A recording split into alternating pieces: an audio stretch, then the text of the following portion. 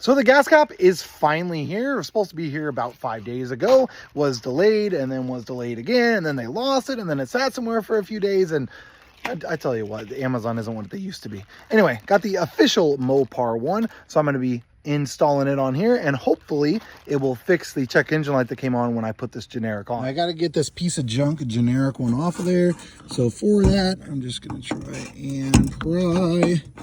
And probably pry some more. I can also get a pair of needle nose.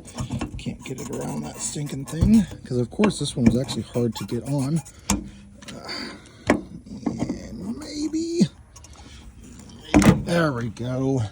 Got it without damaging the paint on the truck too much. I kind of wanted to compare these two side by side. So you can see the writing is going to be very similar. The Mopar one has like a yellowish tinge to it instead of like a bright white. The text is just a little bit different, but overall looks about the same. This one's going to be like, it has a shinier lead to it than this one from the original Mopar one does. Now, obviously the seal is going to be what's causing the issue, I am assuming. So I'm looking here at the seal on this Mopar one, and it's actually going to be smaller and looks to be maybe a little bit lower.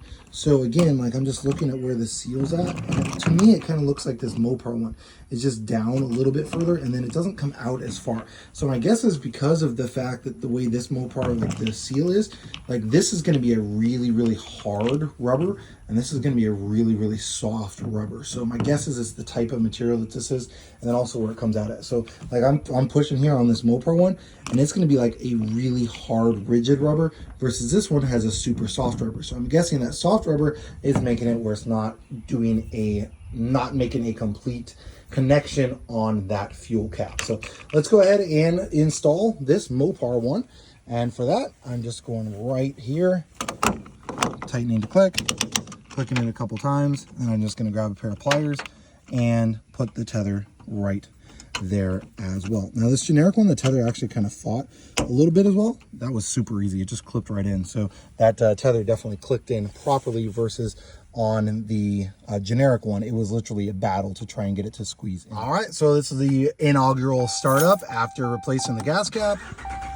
Now, I don't expect the check engine lights to go away right away. I do expect it to take a couple of different start cycles, as from my understanding, that's pretty typical for a check engine light. It's going to take a couple of different start cycles to turn on, turn off, whatever the case might be. So what I'm going to do is I'm going to go ahead and drive around for a bit, and then I'll come back with you, hopefully without a check engine light on. So I drove it a day or two, and as you can see now, not only do I have a check engine light, but now I have a check gas cap light on. So obviously it was not the gas cap that was causing the issue. It had to have just been a coincidence, which is crazy to me, that I changed out the gas cap and the next start the check engine lights came on, and now I've got the check gas cap light on, which this is with the actual Mopar gas cap on there. So either A, the Mopar one I got is defective, which I guess is possible, unlikely, or B, it's going to be another problem. So back to the drawing board, and we will see what the issue is.